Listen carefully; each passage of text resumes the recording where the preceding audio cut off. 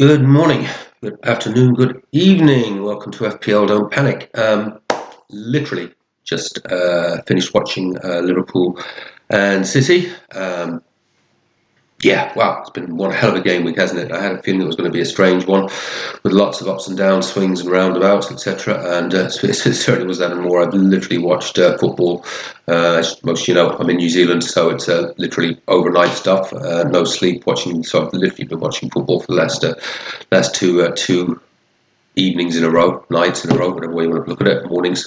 So not a lot of sleep. Ultimately, incredibly enjoyable, very emotional. Especially that last one. Oh my goodness.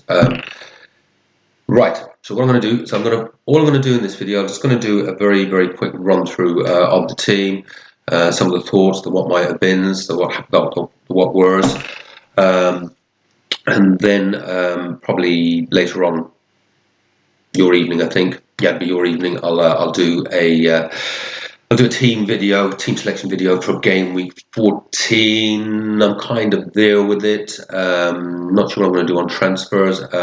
Spoiler alert, I have already, literally as soon as that game was over, done one transfer, and it's not even for a player that will be my starting lineup next week, but it was to beat a price rise and a price drop.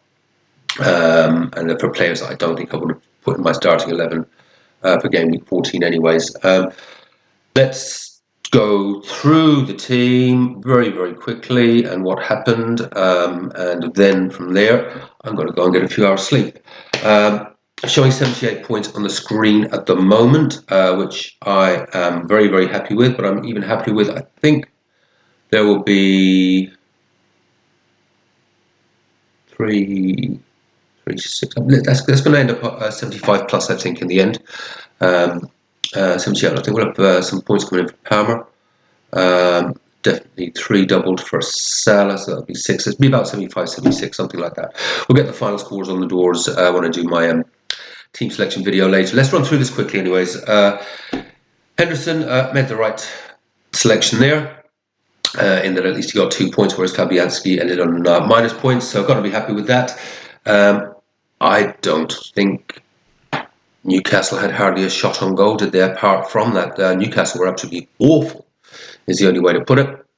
And own goal, and of course Henderson concedes again. So yeah, he will have me tearing my hair out, I believe, in another. Well, it wasn't his fault, in fairness.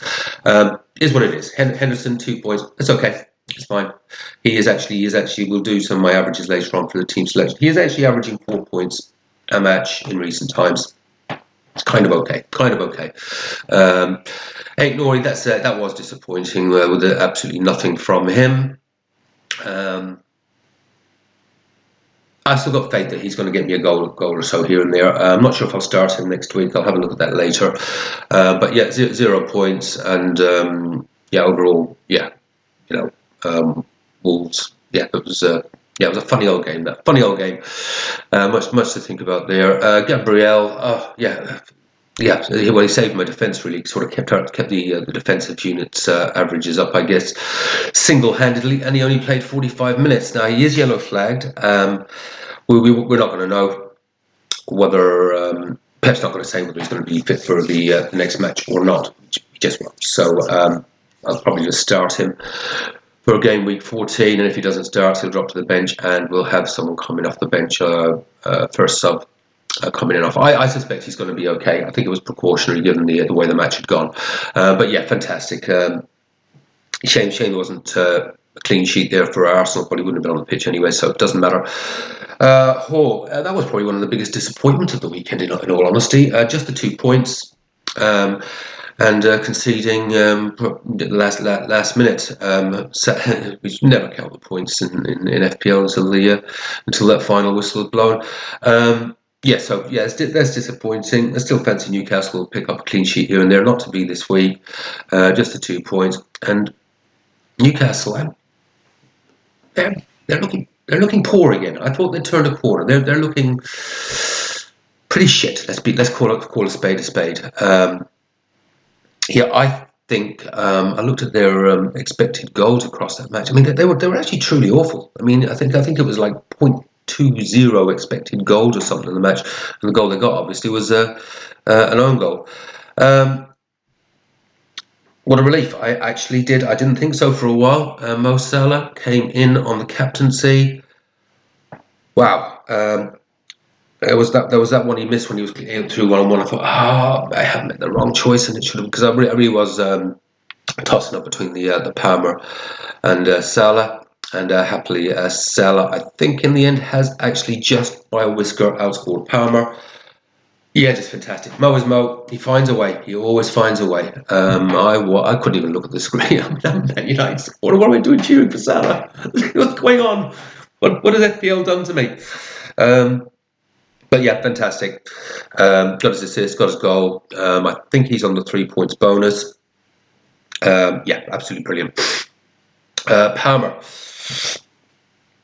It's a bizarre situation, but his points probably hurt me, but I'm still glad he got his goal and assist. As I often say, my objective is to try and hit 70 points each week. I'm trying to get now. I'm never going to average 70 points across the whole season, but that's what I try and aim for. And anyone that's watched earlier video this week, I predicted 68. That is, my predictions are without captaincy. Happily, things have gone swimmingly this week, so the captaincy has worked out. So it's actually a fairly accurate prediction in the end. So law of averages usually works out roughly there. And I didn't even care if his points were hurt me. I just wanted him to score. I want to see those points clicking up, because at the end of the day, my objective is trying to hit that 70 points per week. And certainly this week has given me a big boost. So yeah, good stuff. And it's really good to see Palmer coming back. It was a beautiful second goal. It really was. So yeah, that's really good to see, and hopefully that will get his engine running again. And with Chelsea's fixtures, which are pretty good, we see a nice run of double-digit hauls from Palmer over the next few weeks, and the run up to Christmas particularly, where fixtures do come thick and fast. Saka, for a while there, I thought he was saving my game week before the Palmer Salah hauls, because a lot of my other players, as you see, didn't really do fantastically well. So Saka just absolutely magnificent. What a player he is. Arsenal just look ominous. I mean, they look really ominous. I may make another transfer this week, and I am seriously considering, do I bring in another Arsenal asset? But then Liverpool are looking amazing as well. Or do I just try keep rolling up until that sort of game week 16, and so I've got sort of 3 or 4 changes I can make towards some of the ideas that I've got and what I want to do.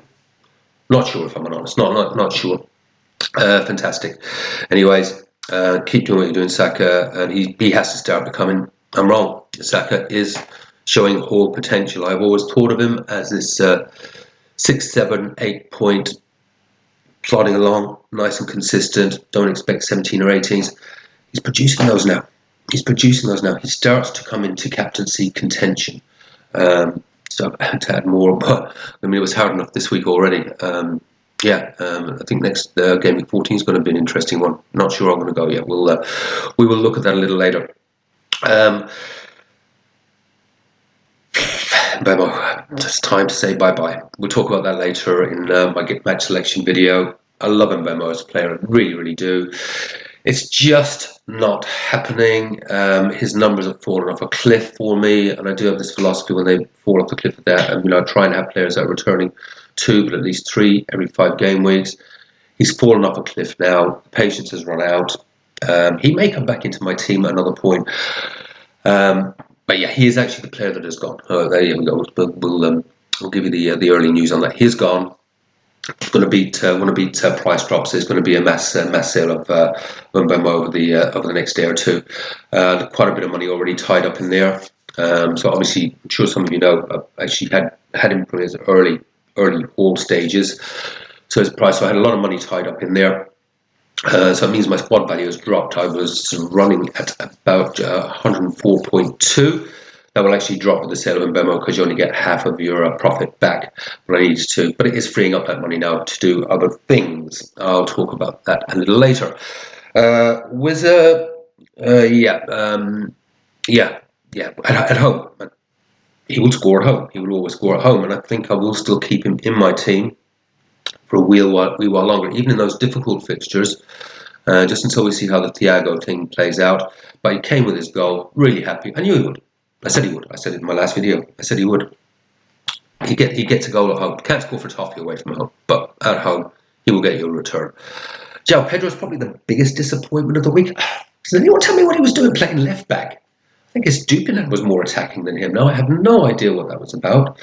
I'm not going to worry about it for now. I just can't see that being a continuing thing. Maybe it was something to do with that. I'm at a loss, to be honest with you. He was playing so deep and not really looking threatening at all. Yeah, don't know.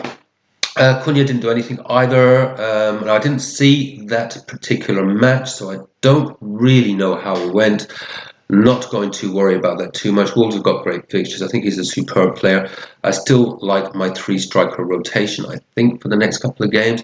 I do have a little thought of maybe, do I bring Jackson or indeed Watkins in for a two-game focused strike? Well, Watkins in particular has got two fantastic home fixtures coming up. I'll have a look at the Villa game later. It didn't sound like it went too well for them. Villa are pretty poor, I think, at the moment. I don't know if I'll risk it just taking for a punt.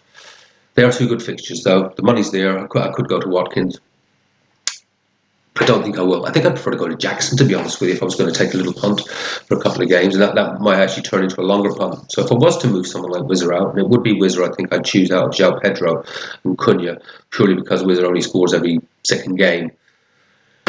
Oh, it's not a bad thought. Jackson's not a bad option. But as I've mentioned in a previous video, my focus is towards getting another premium in by 16. And that, not on today's evidence, but, Haaland is potentially in the running for that. Or some. But we'll see. I'll be crunching the numbers on that over the coming game weeks.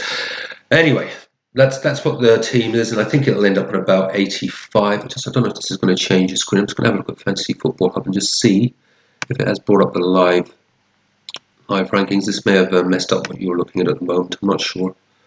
It looks like they're still calculating. Something's happening.